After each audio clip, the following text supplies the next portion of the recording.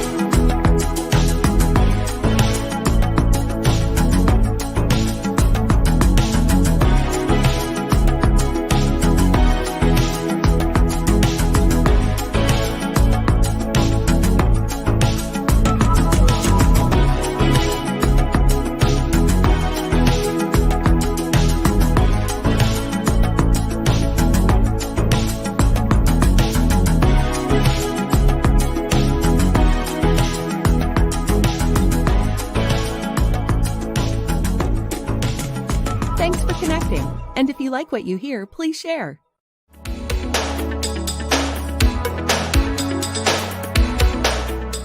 Special thank you to our sponsors, Enliven Foundation, fighting generational poverty by overcoming obstacles for the college-bound single parent, and their July golf tournament.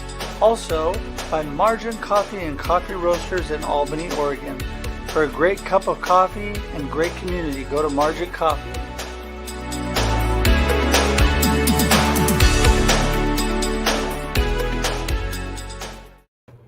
Good morning, everybody. Welcome to another episode of Marketing with Russ, aka #RussSelfie.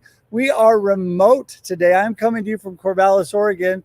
I was supposed to be in an office this morning, but just going with the fly. It's the life of marketing, as Mitch, my guest, and I were talking about before the show. You just got to flow with it. You got to go with it. So I am outside in the beautiful outdoors, and here in Oregon, the last 2 days, it was 111 and 115 degrees.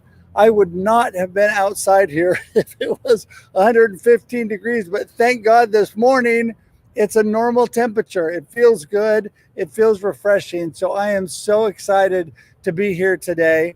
Listen, I wanted just to remind you who I am before we bring in Mitch today. I am an inspiration specialist. I'm a coach. I'm a motivational speaker. I can work with you on your marketing, on your sales. I can help you with purpose and mindset and direction in your life and your business. So today, if you just want to know more about me, or if you just want to connect with me, because I love to connect with people, go to russhedge.com. That's russhedge.com. Let's connect and let's talk. You can even schedule time to connect with me directly on my calendar. Schedule a time. We'll connect on Zoom. It'll be awesome. I look forward to seeing each one of you. So thank you again for joining us this morning. Hopefully the road noise won't be too bad. I tried to tuck back in here where it was decent outside. But listen, we're going to go ahead and get started. Bring Mitch in this morning. I'm going to let him tell you all about himself. He is from Oregon as well. We are old friends going way back to the Salem Chamber days and business we did years ago. So Mitch, here we go. Let's bring him on in this morning. Hello, Mitch. Good morning, Russ. I like your background. I like your brick wall there. I know, it's kind of nice. It's very millennial looking behind me. There you go. I think there's a new hashtag for today. #roll with the punches. There you go. Right? That's it. And when you called me, you're walking down your alley, you weren't stressed at all. You just said, hey, we're going to do this thing remote today. There and you I go. think that's like the epitome of a good marketer. So kudos to you. Thank you. Well, you know what? I have always been that way. Live the life on the fly and make it work. So there you go. So listen, I am so glad to have you this morning. Thank you so much for joining me. And why don't we just start off with you telling everybody a little bit about you? Well, first and foremost, I'm a daddy of 3. I'm 59, just turned 59 a few months ago. I have a 16, 14, and a 7-year-old kid. So if you just do the math quickly in your head, that puts me about 71 or 72 when my youngest graduates high school. Woo! So that changes perspective a little bit. When I was younger, and I've been an entrepreneur for about 35 years, when I was younger, I took risks like crazy. I'd put a lot of money on the line, And if it didn't work well, it goes away. Well, today I take measured risks. And I think that's one of the tenets of any entrepreneur is you look at the risks in front of you, and then you figure out what is the least amount of or the most amount of money that you can invest, and time as well, because time is the most valuable asset we have. And so I've really kind of scaled back the risks that I take now because I want to make sure that I'm present for my kids. I coach my son's baseball team. I'm going to coach my 7-year-old soccer team in the fall. I want to be present. I want to live in each moment one at a time. So what that forces me to do is be efficient at my work. And I do own 4 companies. I have a couple of nationally syndicated radio shows that I do on a weekly basis. I like to write books. I've written 9 of them. But most importantly, I'm a daddy of 3. And so everything I do is built around, okay, what can I do today that makes me so efficient that I can get done working so I don't have to work, so I can hang out with my family. So that's kind of the broad stroke of it, Russ. I do a little bit of everything. I get bored quickly. And every couple of years, I got to come up with a new idea for a business or a product, sell something, buy something. And that kind of has kept me motivated for about 35 years.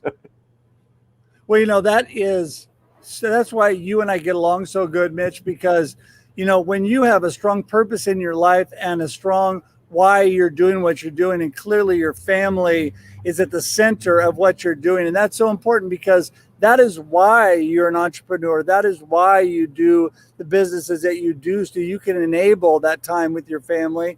I'm so sorry you're going to be 70 whatever when your last one graduates. La la la la la la la. I'm 57. I just turned 57, and I have a 30, almost 31-year-old and a 28-year-old.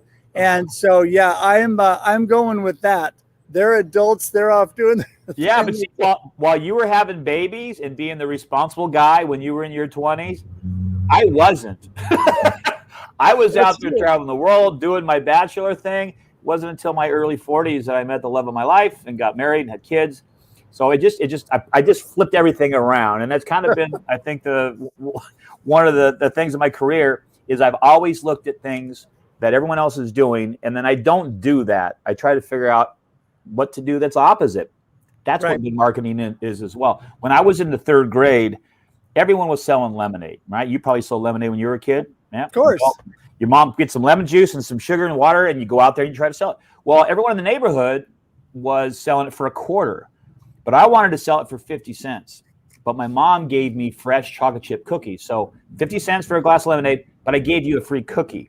And I had a little table out in the driveway I'd set up. My mom would give me a little linen to put on there. I had a couple of chairs.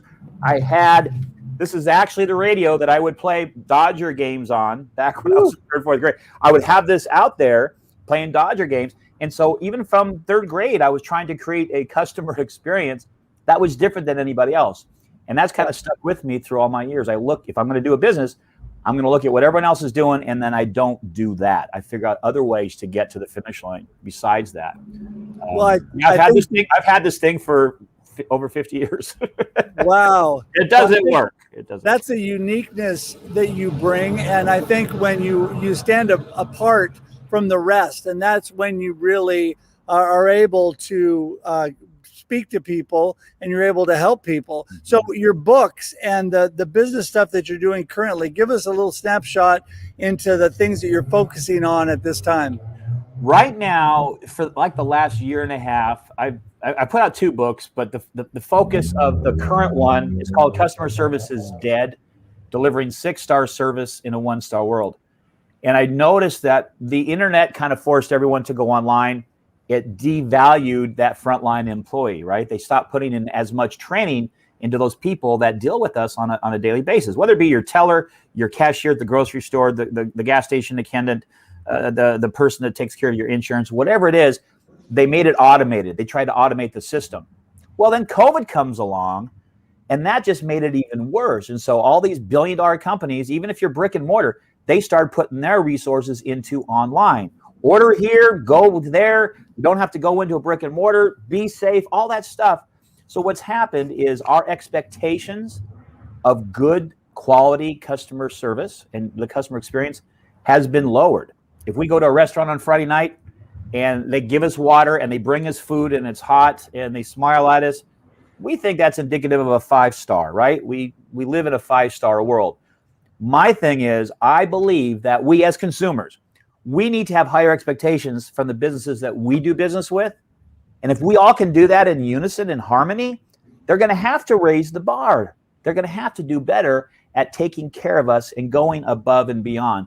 And so I've really broken down all the systems within my companies and the things that I do to make sure that there's as little number of moving pieces as possible, and then rebuild the systems so it's more efficient, requires less time for me, right? I don't want to touch everything every single day. I want to have systems that allow me to look at big picture stuff, stare at that beautiful tree in my backyard, right? We're talking about that earlier. Sometimes with minds that are active, you need to go stare at a tree or go to a mountain and stare at a river, and that's how you recharge. But so I've been thinking about customer service, how we can do a better job of keeping our customers happy. Here's an interesting fact.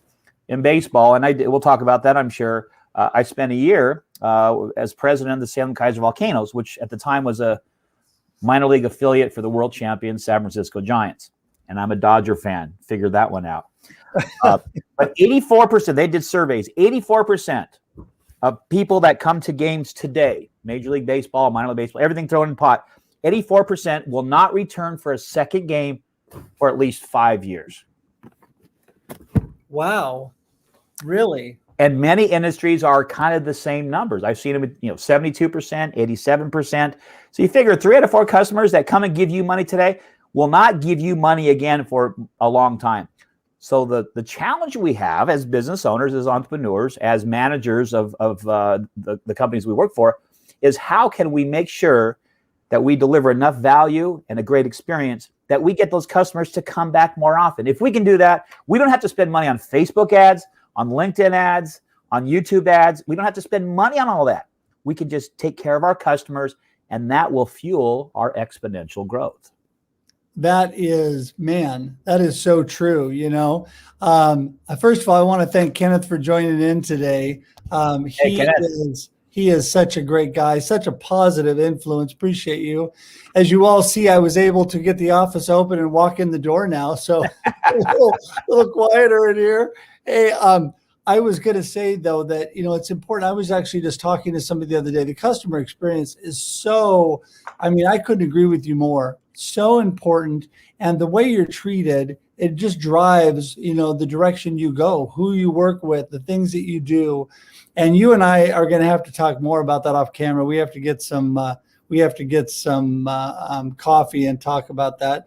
But I wanted to say that an actual example I gave the other day, and I think I gave it on Usama's show, and Usama's with us all the way from Cyprus. Woo! All right. In the house, yes.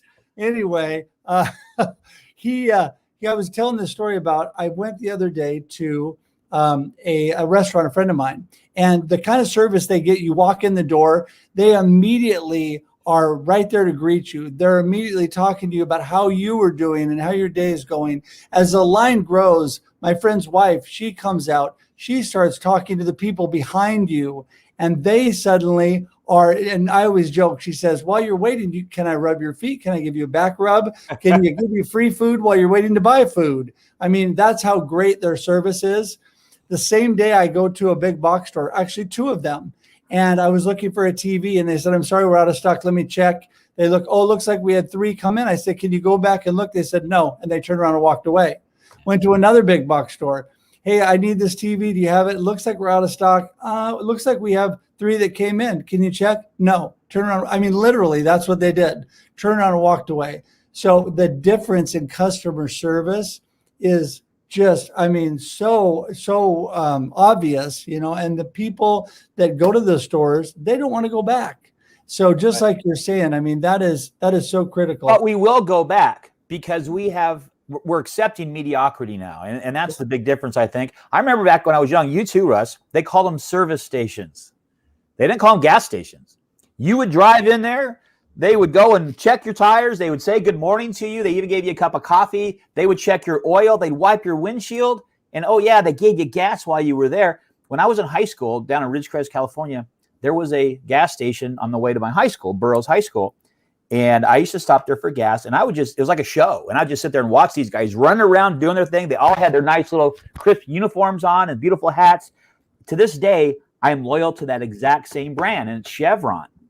But today they go up there, and of course in Oregon we have to pump our own gas. But most states, you pump your own gas, you wash your own windshield, check your own oil, and if you're paying cash, you got to go all the way inside because they don't trust anybody in the world. Back in the day, you'd give a guy a $20 bill, he'd pump your gas, right?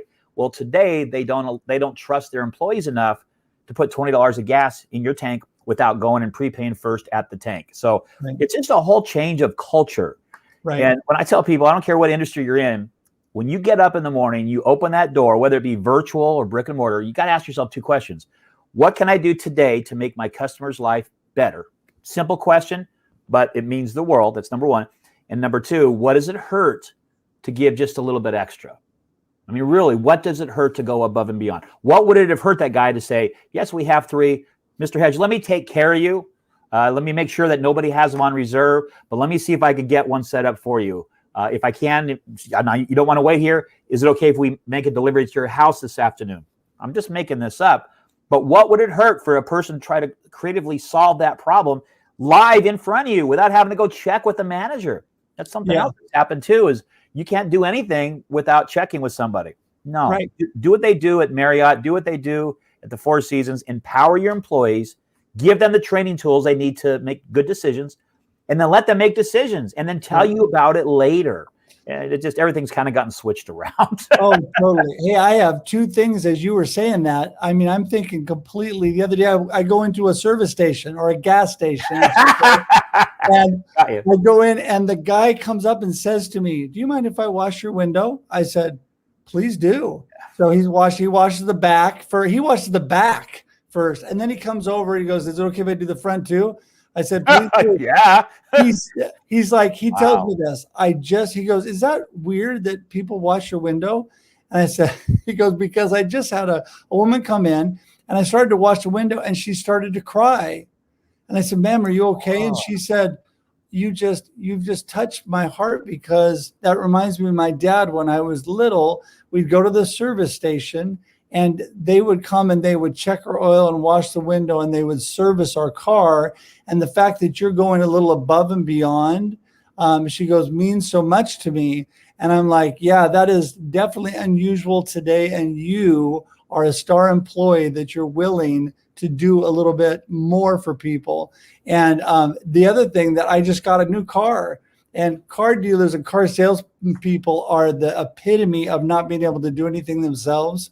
They all have to go to their manager. They all have to get the stuff, even the good ones. And so I had a really good, I want to say, shout out to my car salesperson. She was awesome, but she had to go to her manager to get the pricing, to get all the things. They don't give them the authority to just be able to take care of the customer.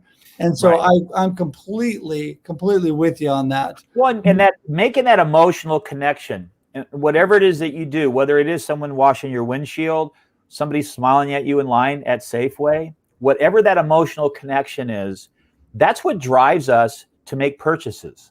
Right. Think about the reason that you bought a car. You bought your last car. You didn't do it because it has anti-lock brakes. Right. You bought it because those anti-lock brakes keep you and your family safe on those rainy nights when it's cold and windy and everything. You didn't buy the sunroof.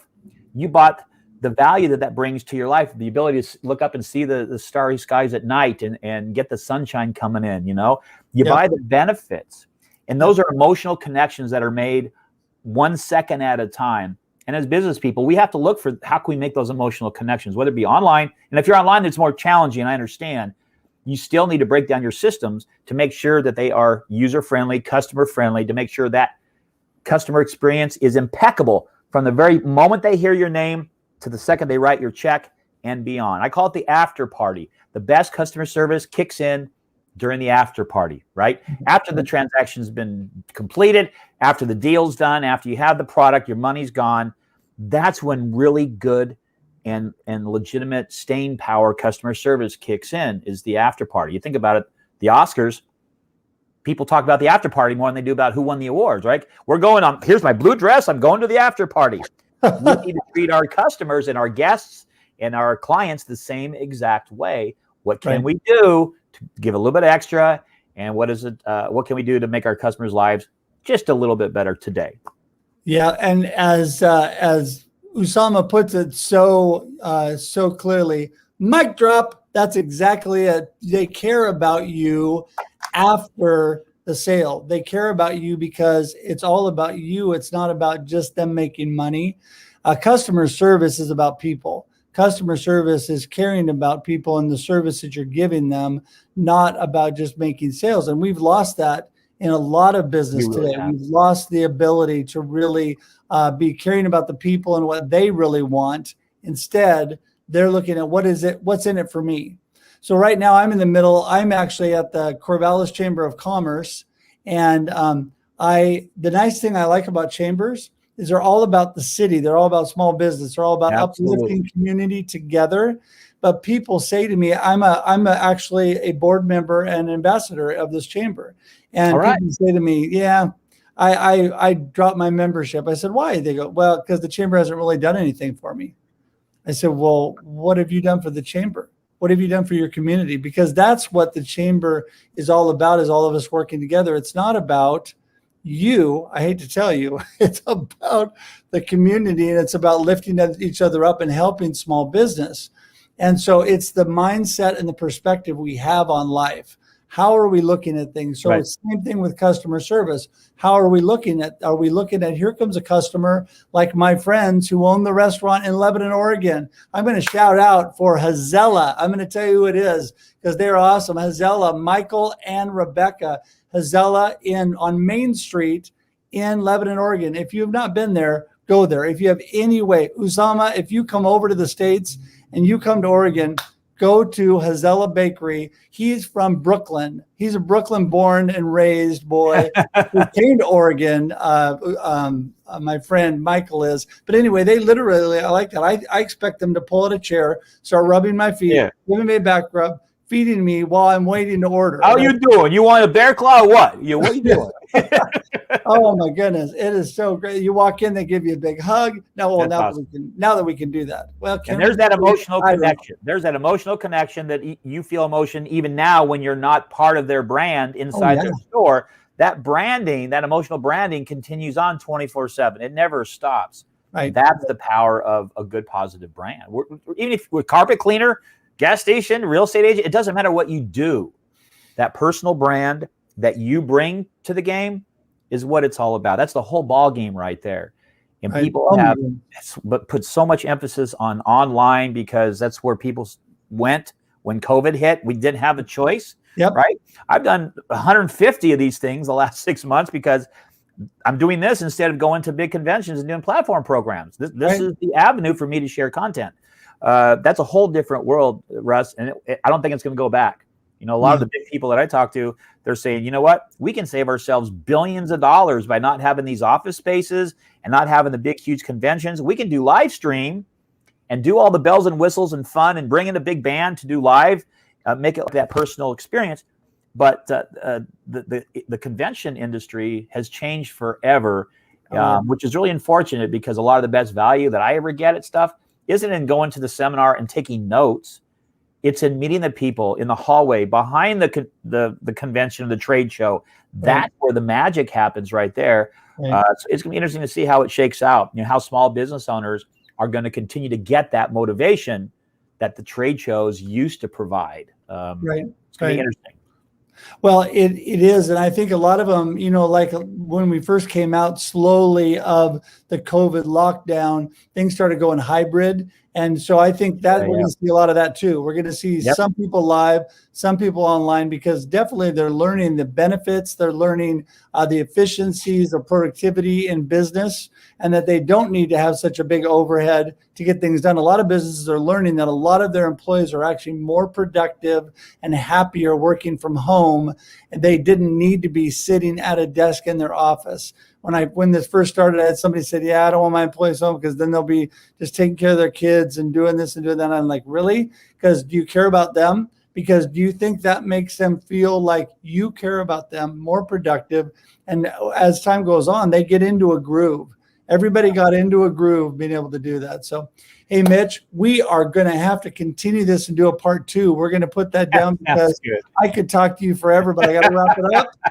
We're out of time. So listen, tell everybody how they get a hold of Mitch because they're going to want to get in touch with you. Well, the new book, Customer Service is Dead, you can go to Amazon and get it. It's there. Or you can go to the number 6-star, STAR.org, and you can get it for free. You pay a little shipping and handling fee. You can get this for free. The other book that I recommend you can get on Amazon, Business Basics Bootcamp. It just talks about how to start a business, sales, marketing, pricing, promotion, social media. But half the book, Russ, is on lifestyle design. And we didn't even talk about that too much, but you got to build your lifestyle first and then reverse engineer to figure out what your business blueprint needs to look like so you don't work those 80-hour work weeks. So you can also go to my main website, which is powermarketing101.com. And you can learn about me, and there's a whole bunch of resources there. And I'll see you the next time that we hang out together, Russ. Well, let's make that really soon because I want to get together and talk to you more. I really do. And I just wanted to say thanks, Emily, for joining in. She said I'm always scheduling part 2 because I think Emily and I are on part 3 or part 4, something like that. So anyway. That's what happens when you get two minds that are like-minded together, right? Oh, yeah. The juices start flowing and magic starts happening. So thank you, Russ, so much. Have an awesome day. Stay cool. You bet. Hey, hang tight. I'm going to send you to the green room. I'll talk to you in a sec. Hey, everybody. Thank you so much. You know, I just appreciate everybody joining in today. And all y'all who made comments today, thank you for that. Please share this with your friends. Please let people know because we want to get the word out about these amazing people that connect. And Mitch is one of those people. He's incredible. And I'm so thankful to have him on today. Hey, I wanted to let everybody know the Enliven Foundation, who is one of our actual sponsors. I'm so thankful for them. And they're having a golf tournament, it's actually in August. And I had said July on the intro video. It's August 28th at Pineway. It's a 9 a.m. shotgun start in Lebanon, Oregon. Wanted to give a shout out to them. And if you want to find out more about them, go to enliven.org, and they're going to have a website up and going for the golf tournament. Also, just want to give a big shout out to all of our sponsors. We have such a great group. The other one today is Margin Coffee in Albany, Oregon. They're incredible. Get a great cup of coffee from Margin. You'll love it. Anyway, listen, until we talk again, if you need me, go to russhedge.com. Let's connect. Love to do it. Have a great day and a great life. See you guys later. Bye-bye. Thanks for joining us for this week's episode of Marketing with Russ, aka #RussSelfie. Be sure to subscribe in your favorite podcast app so that you don't miss a single episode. Have an amazing day.